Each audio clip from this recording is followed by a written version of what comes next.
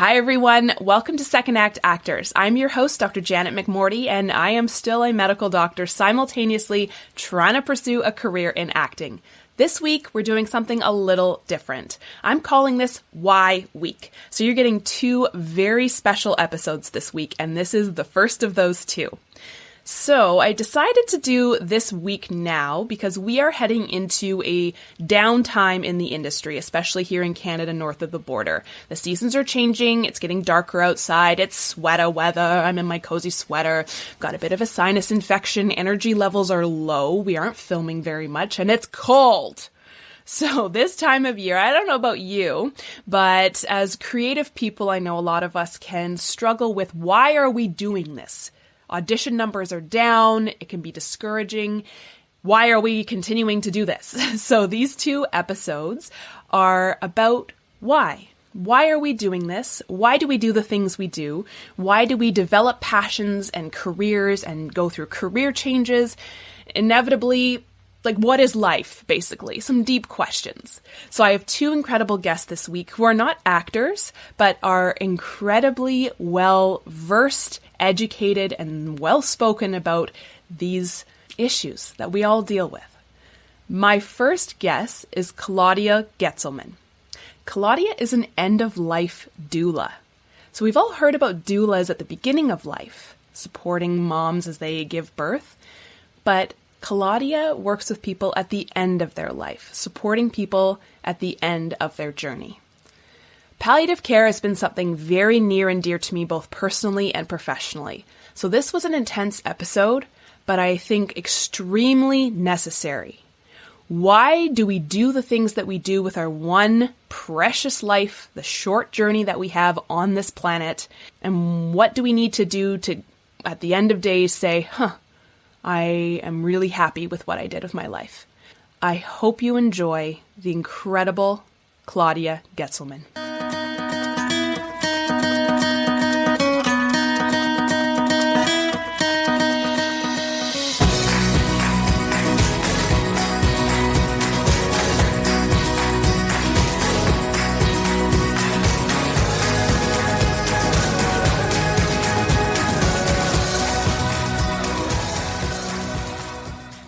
Tell me your story. Tell me how you got to where you're at now with your life and career, and then I want to delve into your fascinating career that you have now. Wow, I'm gonna make it short. How do I find myself here? Well, so photographer, creative all my life. Then I went through a crazy divorce where I felt I was dying. And I'm a very curious person. So I got really curious about death.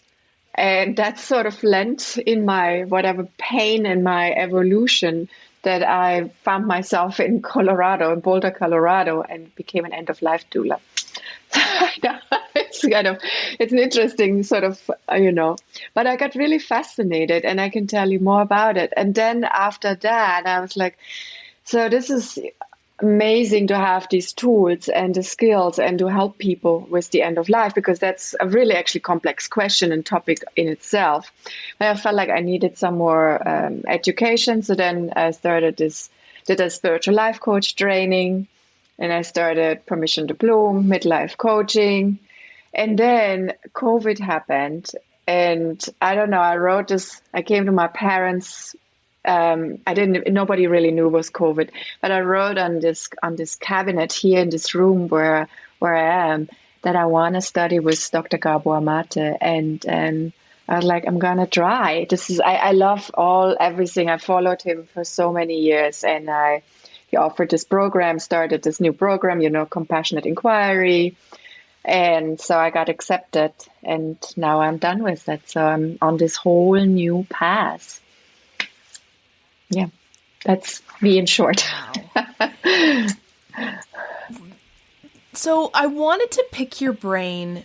Well, I want to pick your brain about so many things. My doctor side is so curious about so many things. My actor side is so curious about so many things. But I mean, the big part about my podcast per se is the second act. Mm-hmm. So people who've chosen to change their life after living one life or one career. And like we were chatting earlier before I started recording, the transition. And whether it's in the midlife, numerically, or at any point in their stage of life, kind of making that transition and how difficult and tricky that can be, but exciting. With your experience as a midlife coach, what would you say to that, especially as a creative person? What have you learned and what have you seen, or I guess any advice? It's a beautiful question. It's also a very complex question. I can tell you, maybe first I share my personal experience. So I've identified as a photographer my entire life. And then I sort of had, I can admit it, I had a little bit of a burnout. I was not that inspired anymore. And my interest shifted because induced by this crisis I went through, this death, But in the beginning, when I did that, I definitely went through a very interesting phase when I came out of this education and would tell people that I'm now also, aside from being a photographer, an end-of-life doula. I had a lot of voices in my head, and I thought, wow, now I'm going to be judged. And maybe people think, oh, she's not a good photographer anymore, and she needs to find a backup plan. It was really interesting to come around, and because it was my identity, this was my world. It was my perception, how I identified myself as, the way I'm perceived. I'm a photographer. I'm an advertising fashion photographer. So it was a very interesting, it was a journey of acceptance, maybe. Yeah. And then, so the women I've worked with who would say, in the midlife, so let's say women come and they so let's say, we all do that, not just women, men, we're certain, we're in this phase where we find our careers, then we have the family, we have the kids, and then suddenly things shift again. And yes, it's mostly in the midlife, sometimes earlier, sometimes later. But there's suddenly this dissatisfaction also growing inside of us. And there's whoa, what's next? What inspires me? Because maybe what we had identified with, what gave us all that joy and the drive and the energy is suddenly not there anymore because things change and shift. So then we would identify, who are they? What are these roadblocks? What is it you actually what is your, how do you see yourself? How do you see yourself in 5 years, in 10 years, in 2 years, actually, just even, and then sort of work backwards and create a plan of how this future life should look like and what that transition could be. Yeah. I know I definitely myself personally, when I was, I still am simultaneously practicing medicine and pursuing acting as well because of, that kind of dissatisfaction and feeling like there was something missing. But I definitely had a lot, and still do, a lot of guilt associated with that because I do recognize there's there is a privilege to be feeling dissatisfied and having the opportunity to say, I'm dissatisfied, maybe I can have a change. And then so I'm like, I feel so guilty because there's a privilege there for me to even have the opportunity to change where I'm going with my life path. And then I feel even more guilty. Wow, that's interesting. How do you any thoughts on that? Yeah, that's it's a beautiful observation. So I think I relate. I can relate. Maybe I don't necessarily carry the guilt. Maybe for me, it's more on the outside because let's say, so I'm still also a photographer. But I gave myself in this process I went through the permission to be everything I need to be. And I made a really conscious choice because this is who I am, right? I am whole when I'm doing all of those things. And maybe for you too, you love the acting. And when you can go and do that, it somehow that gives you that energy that you then come over to be a doctor again. And then you bring this fresh new energy into that. And then that, makes you a better doctor in that sense, right? Because you're not get bored or burned out on either end. And it makes you appreciate both of those gifts you carry you to the world. And so I see it this way now. And sometimes I get still a little bit, I don't know. I'm like, maybe people get confused because let's say you go on my LinkedIn profile and it says photography, and so the people who want to give me the work on LinkedIn, and then suddenly it says permission to bloom, midlife coach, and then my voices come back in my inner critic, and then I'm like, well, maybe she doesn't do photography anymore. So is it the outside which judges you, or is it our inner world? How can we marry these two so different worlds together, actually, and make them, live side by side as they are with us, right? We're living it. You're living it. I'm living it.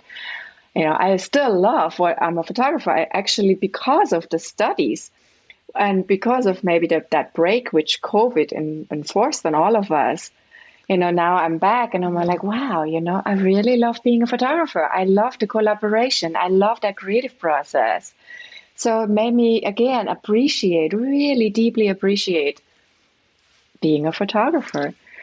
So I'm just putting it out there as sort of maybe a sharing with an open-ended question, because it's something so personal. We all have to figure out how it lands and how we live in these both, how we transition back and forth from both worlds, right?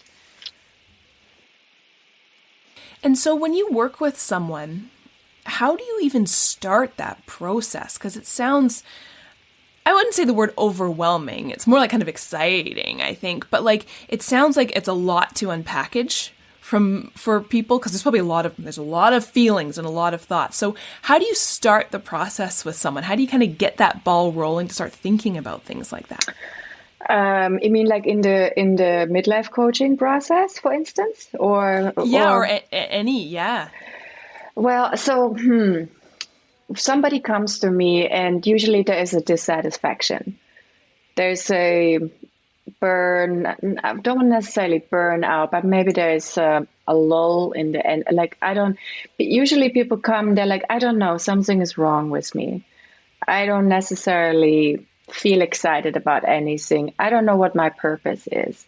My kids have gone off to school or college, or I feel like I've reached the top of my career.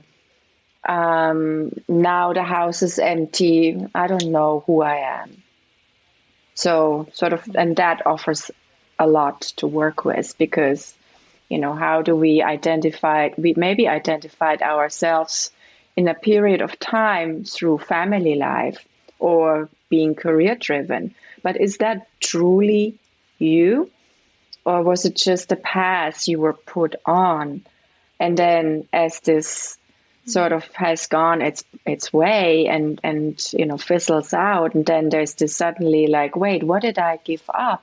Who am I? And so it's interesting to come back to maybe into an age period where we were 20, and rediscover that again, but bring it into that nowness.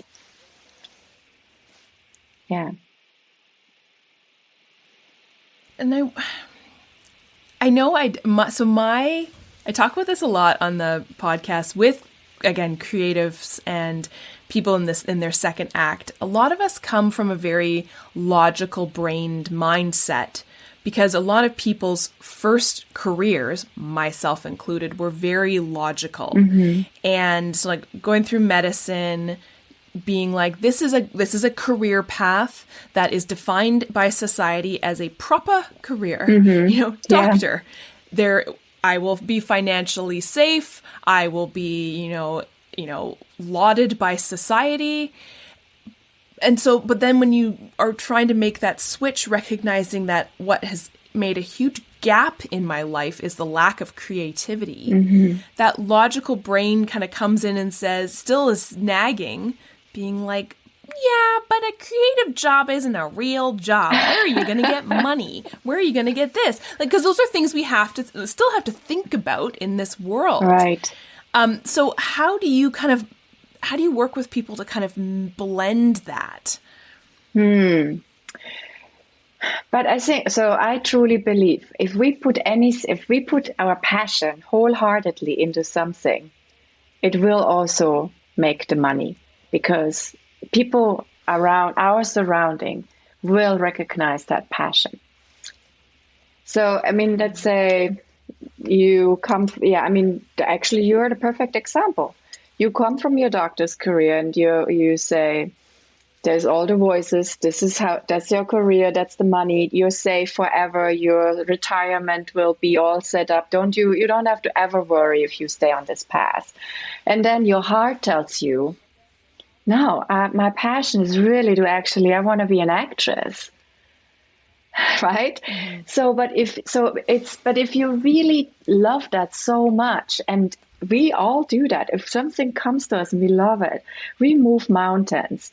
And people will recognize, because you're just there. You're so pure. You're authentic. Whenever you go to a rehearsal or a casting or whatever it is, or a tryout for a job, for an acting job, then you will show up. There's not like, oh my God, I have to go there now. Another call. I don't know if I'm actually going to get it. But you're like, no, I want to, maybe I could show. Maybe I practice something, and you prepare and you're like, I'm here. I feel ready for this rehearsal, or, I don't know what the word might be for that.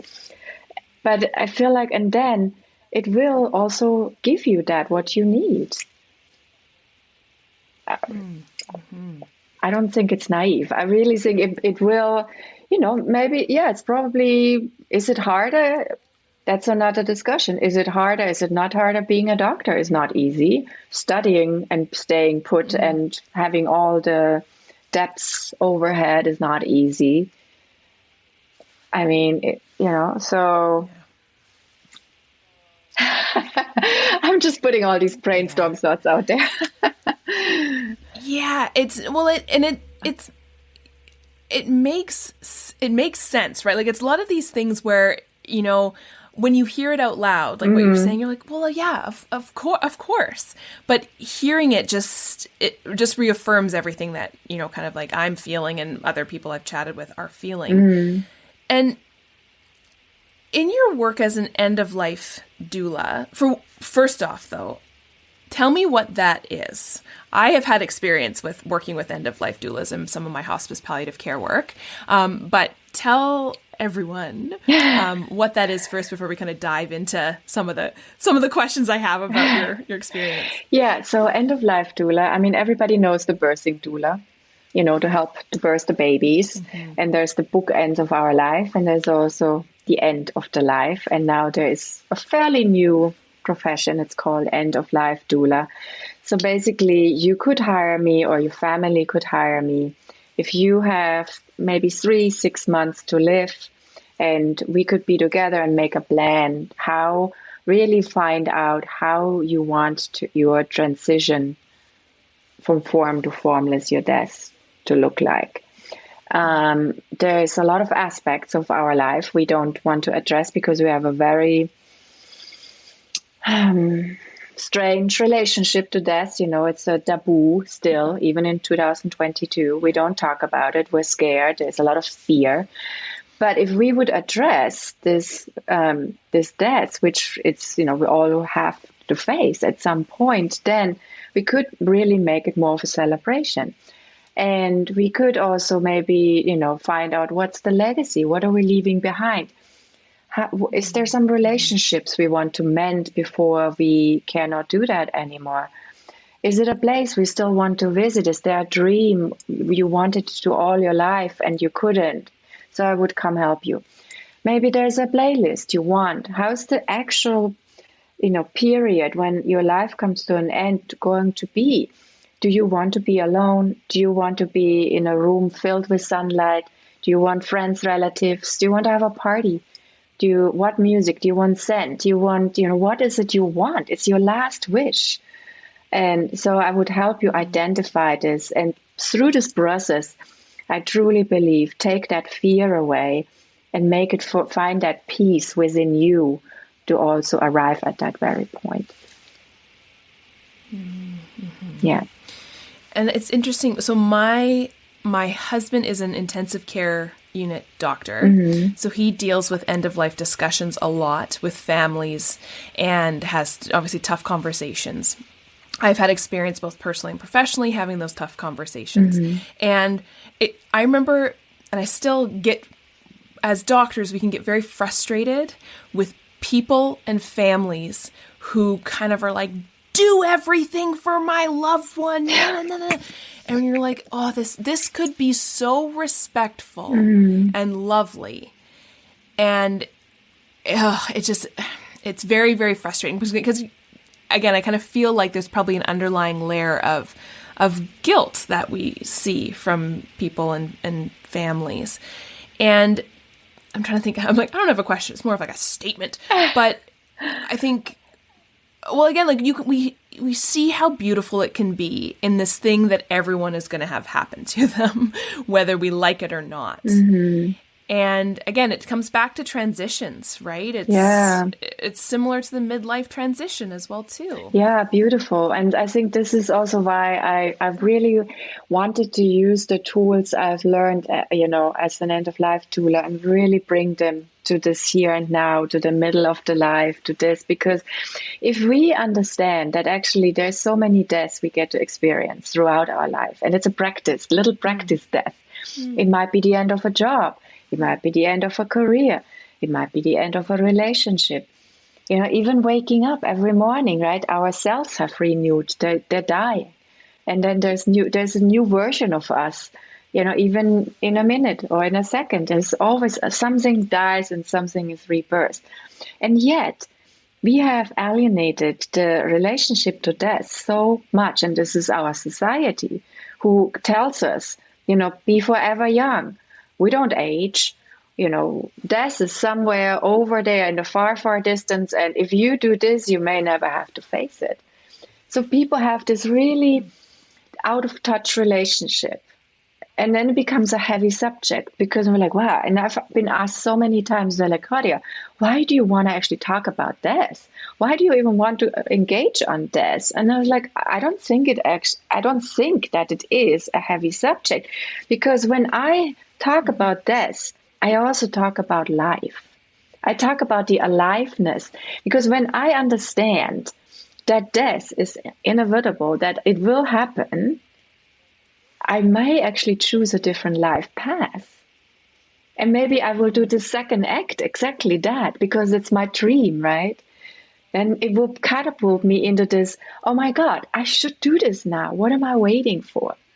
It's a short journey. And I mean, as you said, you have experience with that. And, the most heart-wrenching thing is when people tell you at the end, I can't do this anymore. I wish I would have, traveled more. I wish I would have told my friend I love them, or I would have just danced more, or I would have just not been working so hard. I don't know.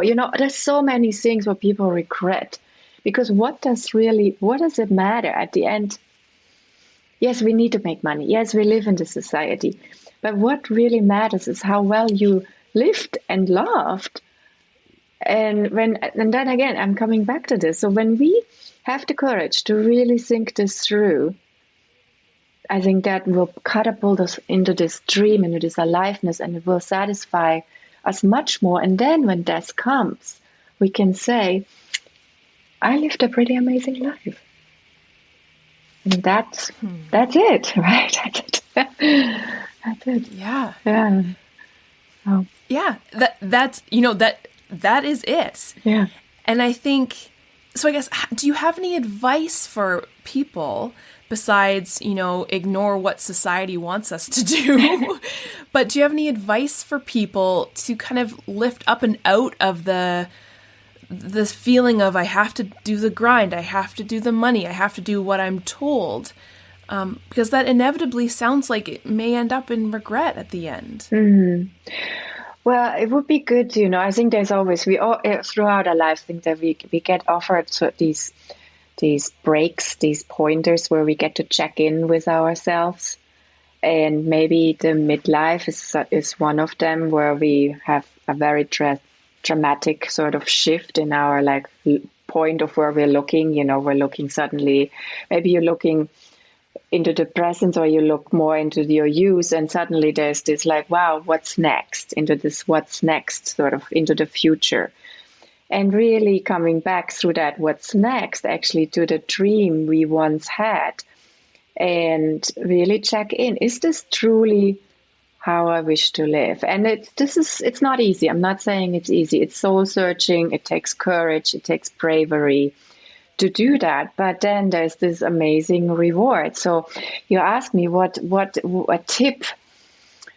I feel like, okay, COVID actually offered us such a check-in, because all the things we thought we need, the travels, the shopping, the outside distraction, sort of were taken away from us.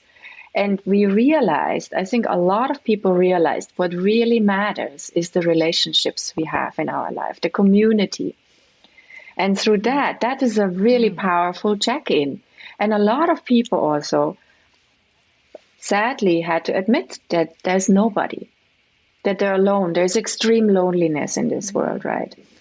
People, the way also we communicate through our devices, it's a false belief that we're connected. And yes, we're very lucky that we have Zoom and whatnot, all these apps, that we actually can talk to our loved ones. But a real hug, that's, irreplaceable. Playing a game with somebody, running around in a park, sitting literally eye to eye, with somebody at a table, or having a deep conversation. That's it. Again, so that's a beautiful check-in. So how can we, if that is missing, what is it? How can we actually reignite this wish for a community? What do I need to do to have this community? How can I reach out to people, around me? How can I feel seen? How can I help somebody? I mean, these are all beautiful sort of check-ins. I feel, we're offered actually still up to this very moment. Yeah. Tell me, that's such fantastic advice. And I think what I tend to find a bit of a struggle when we are doing these transitions is a feeling of loss. Like you kind of go through a bit of a mourning period when you're transitioning. Like you were saying, these mini deaths, right? Every transition. There's a fear that you might lose the community that you've built if you are transitioning, trying to get into another community. And that can be tricky, I think. I know, I kind of have these two little circles in my life of medical people, theater people, and never the two shall meet, right? And so it's this, I know I definitely fear, if I'm going to switch somewhere, I'm going to lose that part of me, that community, which is so key to me. Sure, but don't you think it could also coexist? Do they need to meet? Could they both coexist and be there? These are your medical people, and then you go and meet with your medical buddies and you talk to medical talk. And then and maybe there's another person, maybe you find somebody, maybe you could share and say, hey, I'm also being an actress now. And they're like, wow, really? I always wanted to do that. And so maybe you find that overlaying, weaving in of common, ideas or interests. So I feel like we're sometimes thinking, so it's either or, but why cannot everything coexist next to each other? Because we are complex beings. We can give ourselves that permission to be everything. But I think I know from the work I've been doing that we consciously need to give ourselves the permission I am permitting myself to be an actress while I'm a kick-ass, badass doctor. Right? I mean, it's permission. It's like showing up in this wholeness, in this all of what you are. And when you step into that power of what you are, you shine, you glow, and you will tell the world. And that will attract also new people into your life. And then maybe it takes me back to trust. Are we trusting our journeys? Are we really trusting what's coming? Because also another thing COVID really showed us, we always thought we're in control. We're in control of our lives, but we're really actually not in control of our lives. It was fake belief, a false belief, right? So now because of so many abrupt things which happened, we are like, oh my God. But there is this trust, and the trust is within us. And so I need to trust this unfolding. I trust that I am making the right decisions, or even if something comes to an end. That's like the seasons.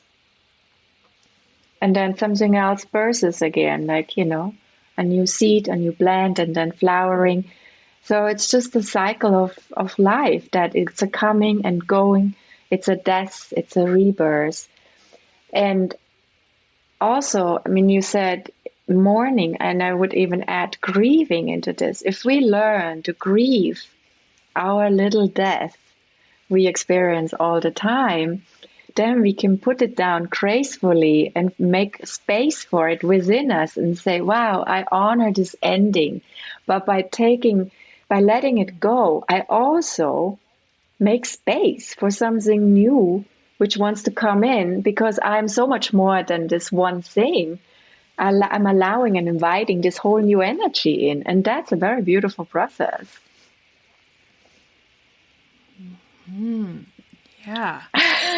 Tell me about your work with Dr. Maté. If you are comfortable talking about it. Of course. New thing. Yeah, no, I'm happy to talk about it. I mean, it all goes hand in hand. And it comes actually all together at this sort of midlife, because I feel when we make this shift to what's next, we realize that there's a lot of roadblocks in us. And often we do not know what these roadblocks are. We don't have language, we don't have tools. And and by understanding the way we grew up, going back into our childhood, and knowing who we actually meant to be authentically, then we can also again create this future, this life, this amazing life, where we feel content and happy within ourselves. But we have to understand what our childhood was, and that's where the work with Dr. Gabor Maté comes in, the compassionate inquiry. Because often we live a life, we carry a belief system that this is who I am, but it's just a coping mechanism which was established when I was a child in order to survive. And it's actually not truly who I am authentically. Interesting. It's funny because lots of people I chat with, when they talk about why they've gone back into acting, I would say 99% go, well, when I was a kid, I was always acting, always singing, always creative. And I know what the work with Gabor Maté goes deeper than just like superficially, I was in choir as a kid. But there's usually that underlying creativity that was there when they were young, and then it just was banished. And then now they're like, shoot, I want that back. And I remember that. Do you have any, again, I'm just looking for more advice. Do you have any advice for, again, people who are like, it's a struggle, I think, to try and bring that child back because they've banished it for good reason and bad reason for years. Yeah. I mean, we all have, right? I mean, I'm going to ask you, do you have a relationship with your younger self? Do you talk to little Janet once in a while? Maybe. I don't even know. So probably not. If my answer is like, I don't know. Yeah. Yeah, I guess not. And because, so there we are, right? Whatever happened. And often a lot of people don't even have memory because it didn't feel safe. So we have, this numbness and coping mechanisms which make us not to remember what really happened in our childhood. But if we could reestablish a relationship to our younger self and really create, I mean, it works. If you start talking to your younger self, I invite you to try it. She might first be like, wait, why do you want to talk to me now? You haven't talked to me in so long.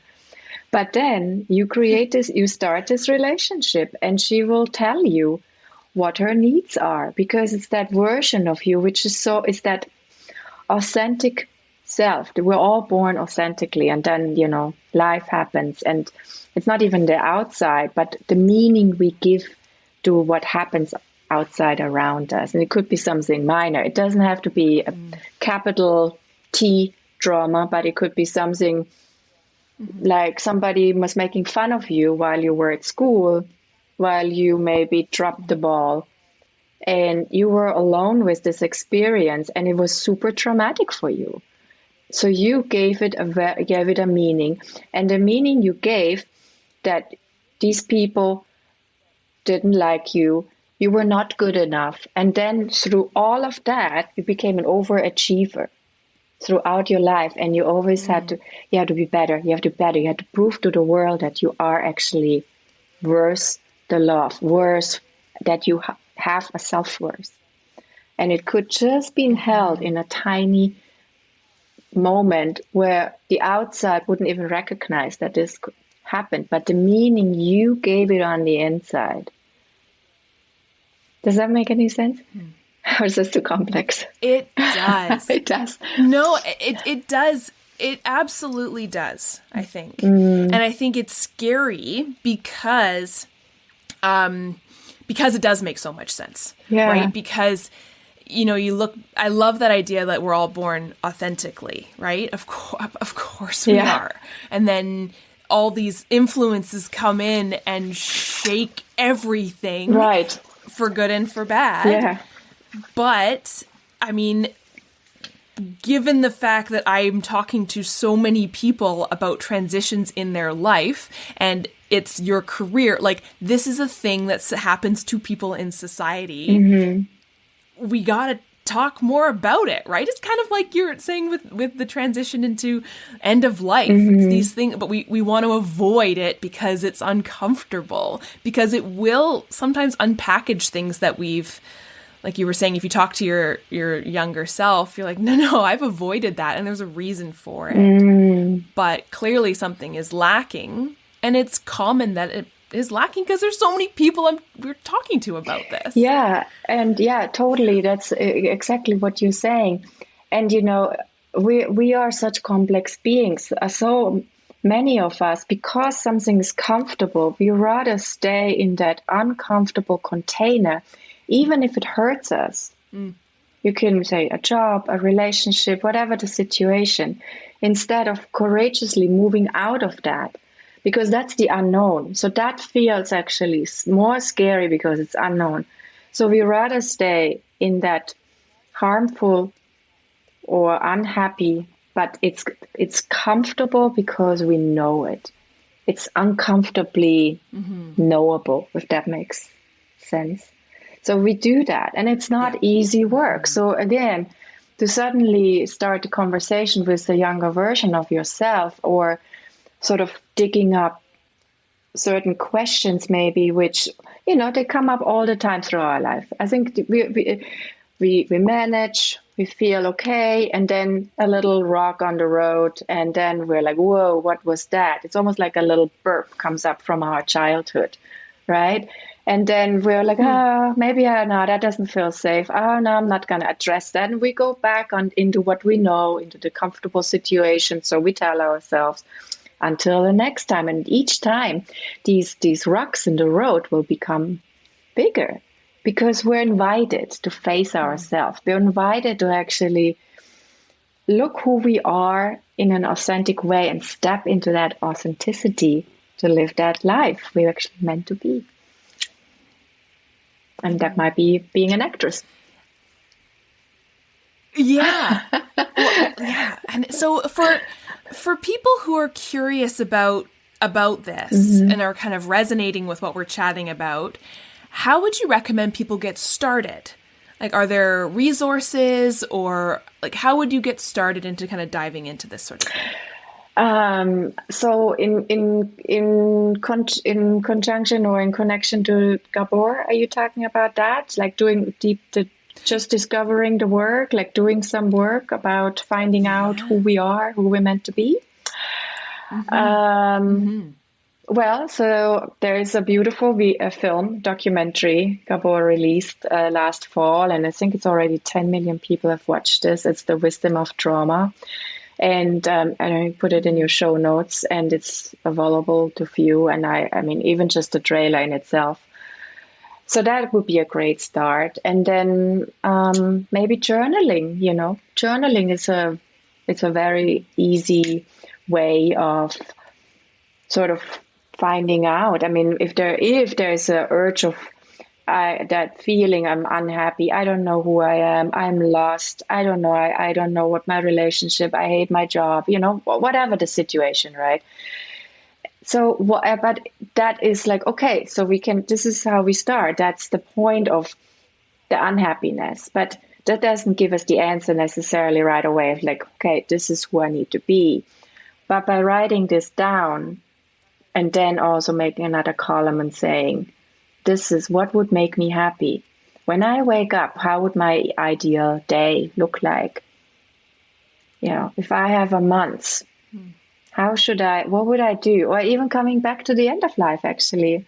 Let's just go hypothetically into the scenario. You've got 3 months to live. What would you do with those 3 months?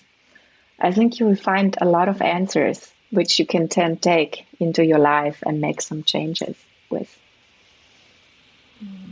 Absolutely. Yeah. And if people want to work with you, is that an option? That is, it's an option, yeah. Yeah, so it's... how would we find you? How would you find me? I'm pretty active on Instagram with permission __ to bloom.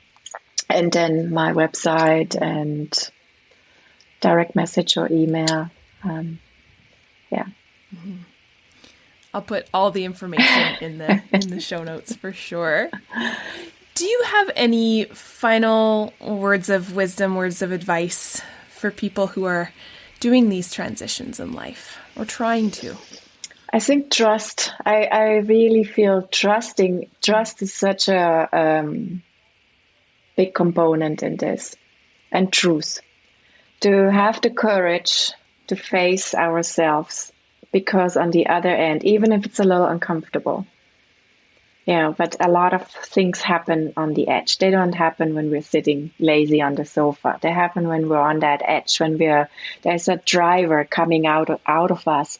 And so having that courage and have this honest inquiry and really ask ourselves, who do I need to be? Who do I want to be? Am I truly living my potential? Am I showing up to myself?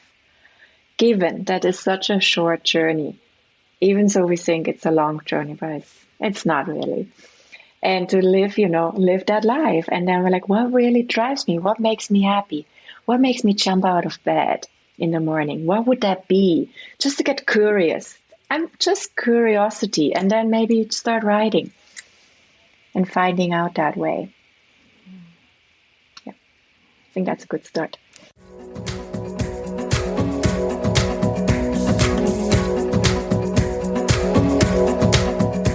Thank you everyone for tuning in, and thank you, Claudia, for being my guest.